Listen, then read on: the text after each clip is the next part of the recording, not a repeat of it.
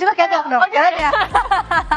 Ikut-ikut sama teman-teman dari komunitas Anggalang. Anggalang. Ya, selamat pagi Kak Omar, selamat pagi teman-teman semua. Selamat Hari Kartini buat Selamat Hari wanita-wanita Kartini. Indonesia di seluruh Indonesia dan di mana pun berada. Oke. Kak Omar, Ya, bajunya bagus-bagus banget. Ini terima kasih. tadi kita sempat bilang gitu ya ke pemirsa Kompas TV, ini termasuk juga baju yang kami pakai ini. Ini dari Tahu nggak itu tengahnya dari apa? Dari apa tuh? Itu taplak meja yang taplak meja. Tapi match ya warnanya ya, pinknya Ya. masih bagus gitu. ini belang-belang karena memang bukan kurang bahan, karena bahannya memang ada ala kadarnya. Jadi kita merecycle, mengupcycle baju-baju lama, bahan-bahan lama, limbah tekstil khususnya menjadi satu hal yang bisa berguna. Kalau mau lihat kebaya-kebaya ini, kebaya ini adalah kebaya restorasi. Mereka semua korban banjir, kebayanya ya. Jadi butuh 3 tahun untuk merestorasi kebaya ini, jadi bisa dipakai kembali. Dari payetnya yang rusak, menyamain warna, proses mengulang lagi, butuh 3 tahun. Ini juga menarik, kain jarit yang dipakai Lutfia. Kalau kita lihat detailnya ini nggak sama. Nggak sama kan, ini sambungan. Ini adalah limbah COVID, bekas alas jenazah. Oke. Penderita COVID yang meninggal, pada saat itu banyak kain terbuang. Karena mitosnya banyak, tapi kita bersihkan kembali, kita menjadikan sesuatu yang bisa bermanfaat. Dan hasilnya Jadi lebih cantik ya. Dan nggak ada yang nyangka juga ya ini Kebaya dari restorasi. COVID restorasi. Nah ini menarik juga Mas Omar soal restorasi. Ini sebetulnya caranya seperti apa sih, prosesnya seperti apa, dan mungkin apakah ada inspirasinya dulu terus baru cari bahannya, atau ada bahannya dulu baru cari inspirasinya? Jadi sebenarnya saya ini korban banjir juga. Tahun 2020 kita kebanjiran hampir 3 meter dan kebaya-kebaya ini tenggelam, hanyut. Ada yang beberapa ditemukan di tong sampah karena kebaya ini juga punya nilai histori. Setelah itu saya berpikir ini tetap masih bisa berguna. Karena saya korban banjir, bagaimana saya mengkampanyekan tentang perubahan iklim. Kalau saya kampanye pakai demo-demo nggak mungkin. Jadi coba menyadarkan kalau kita masih bisa menyelamatkan bumi ini dengan bisa menjaga lingkungan, nggak buang sampah. Karena korban dari banjir itu nggak memilih.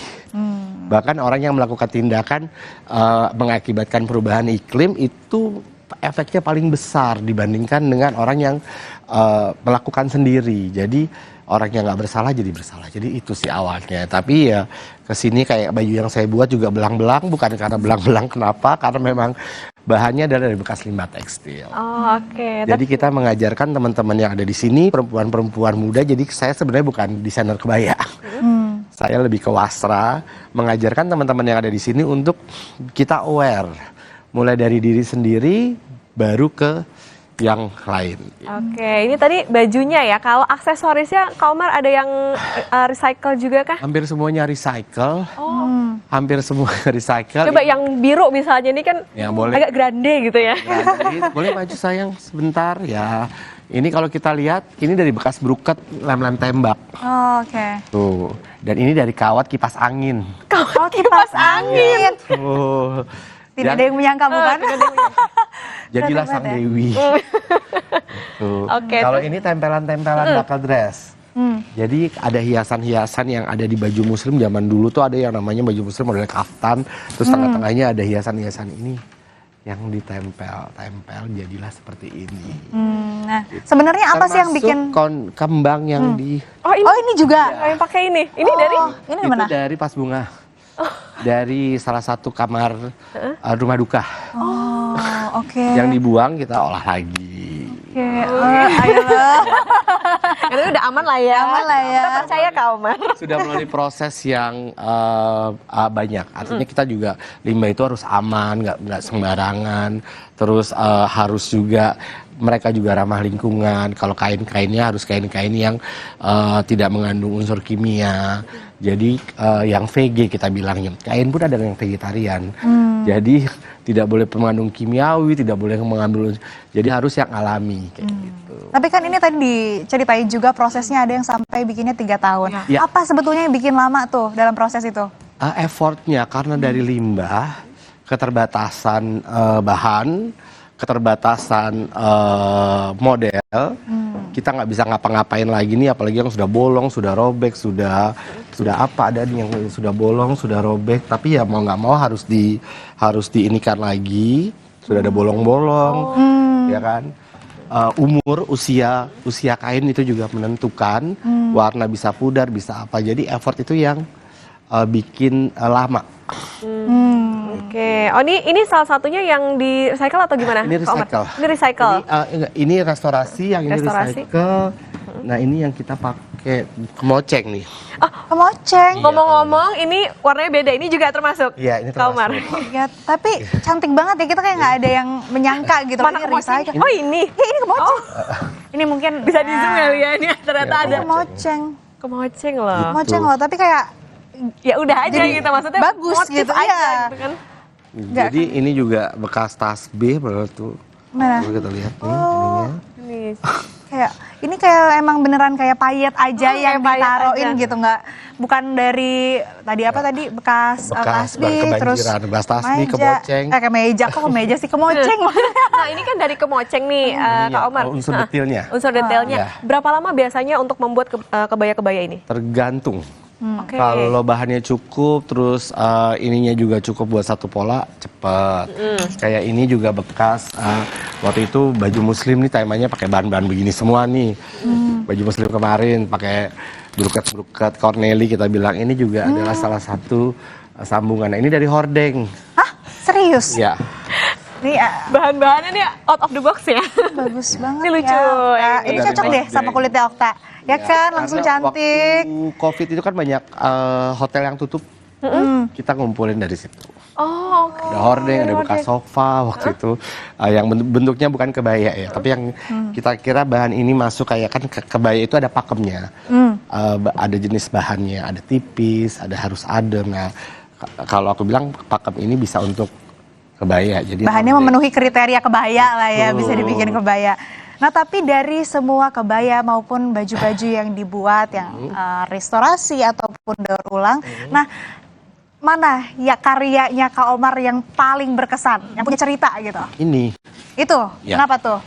ini bekas alat jenazah yang saya tidak bisa memandikan.